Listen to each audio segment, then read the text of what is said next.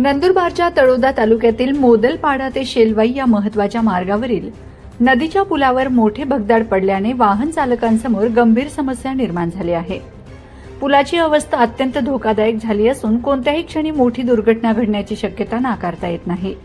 या मार्गावरून दररोज शेतकरी, शाळकरी, विद्यार्थी, नोकरदार, व्यापारी आणि ग्रामस्थ मोठ्या प्रमाणात प्रवास करतात।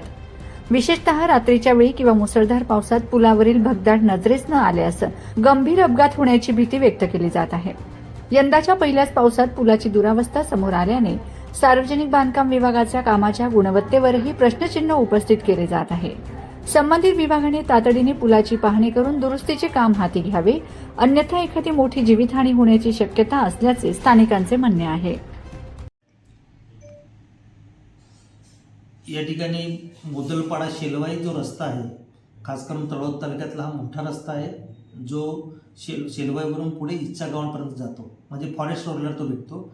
या रस्त्यांचा जो मुख्य पूल आहे मोदलपाडा शेलवाईचा, खास करून मोदलपाड्याच्या स्मशानभूमी जवळचा, तो अतिशय खराब झालेला आहे। पुलाचे कठडे ढासळलेले आहेत। त्या ठिकाणी बॉक्स जे बनवले, स्लॅबचे जे बॉक्सेस बनवलेले आहेत त्याचं अक्षरशः फाउंडेशन चाललं गेलेलं आहे। म्हणजे या पुलाचं जर फाउंडेशन उखडलं गेलं आहे त्या अर्थी हा पूल फक्त दिसतोय, थोडा मोठा पूर आला आणि धक्का लागला तरी सुद्धा पूर्ण पूल वाहून जाऊ शकतो। असं जी या पूल पडल्यामुळे फार मोठी दुर्घटना घडण्याची शक्यता आहे।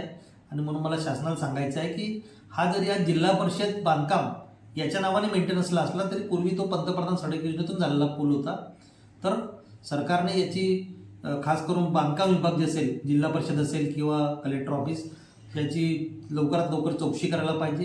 पुलाचं फाउंडेशन तुटलेलं आहे, कठडे तुटलेले आहेत, बाजूला शाळा आहे, पूर्ण शाळा वाहून जाऊ शकते आणि फार मोठी दुर्घटना, मुलं सुद्धा वाहून जाऊ शकतात, असे प्रकारचे एक अपघात होऊ शकतो। तर मला वाटतं सरकारने याची नोंद घ्यावी। आणि तळोदा तालुक्यामध्ये अशा प्रकारे बहुतांश पुलं ढासळलेले आहेत किंवा पुलांचे बांधकामं अपूर्ण अवस्थेत आहेत। मला सांगायचं आहे की सरकारला जर त्या ठिकाणी निधी असता तर त्याने ते काम पूर्ण केलं असतं। बरेचसे पुलं 4-4, 5-5 वर्षापासून फाउंडेशन झालेत, त्या ठिकाणी 2-4 स्लॅब पडलेत, पुन्हा वाहून जातं, पुन्हा करतात। तर नेमकं काम कोणी घेतलेलं आहे? एजन्सी कोण आहे? निधी आहे किंवा नाही? जर निधी नसेल तर कशाला काम करतायत? आणि खास करून हा जो मुख्य रस्ता आहे तळोदापासून नेत्रंगला जाणारा हा जो नॅशनल हायवे 753B आहे, याच्यावरचे सुद्धा पुलाचे कठडे ढासळलेले आहेत। पूर्वी PWDकडे हा रस्ता होता, राज्य मार्ग क्रमांक 4 होता, मेंटेनन्स पण व्यवस्थित होत होतं आणि नॅशनल हायवे झालेला आहे। एकीकडे नॅशनल हायवेचं कामकाम सुरू होत नाही, एकीकडे मेंटेनन्स होत नाही, पुलाची दुरुस्ती होत नाही, काय चाललंय? म्हणून राज्य सरकार असेल किंवा केंद्र सरकारचा भाग असेल, परंतु हे रस्ते जे आहेत नॅशनल हायवे प्लस नॅशनल हायवेला जोडणारे जोड रस्ते, जसं आता मोदलपाडा शेलवाई रस्ता, या सर्व ठिकाणी रस्त्यांचे पुलं खास करून याची सर्वांची चौकशी झाली पाहिजे। याचं या ठिकाणी ऑडिट झालं पाहिजे की बुवा हे टिकणार आहे किंवा नाही, ज्याला आपण म्हणतो याची क्षमता आहे किंवा नाही पुलांची, तर ती झालं पाहिजे आणि तात्काळ दुरुस्ती झाली पाहिजे किंवा डिमॉलिश झाली पाहिजे, नवीन बनवा ना। आणि जो काही खरं म्हणजे सरकारचा दोष याच्यामध्ये आहे की सरकारने सर्वच रस्ते तोडफोड करून ठेवलेले आहेत, कोणताच रस्ता पूर्ण केलेला नाही। मला खास करून सांगायचं आहे की जिल्ह्यातला विषय सांगत नाही, पण तळोदा तालुक्याचे आम्ही त्या रहिवासी म्हणून सांगतो की रस्त्यावर कोणीतरी कॉन्ट्रॅक्टर येतो, डांबराचे थर टाकून जातात, पुलात दुरुस्ती होते, पण मूळ रस्ता पूर्ण चांगला झाला आहे असं कोणी सांगू शकत नाही।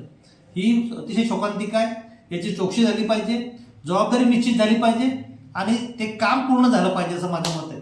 हे पुलांचे काम होणार आहेत का एकदा सांगावं सरकारने, विशेष करून, कारण आम्ही पुढाऱ्याला विचारू शकत नाही, कारण पुढारी याच्यामध्ये ठेकेदार आहेत की नाही मला माहीत नाही, पण जे ठेकेदार खरे आहेत ज्यांच्या नावावर एजन्सीवर काम आहे त्यांनी काम करावं, नाही तर त्या एजन्सी ब्लॅकलिस्ट करावी सरकारने, अशी आमची मागणी आहे।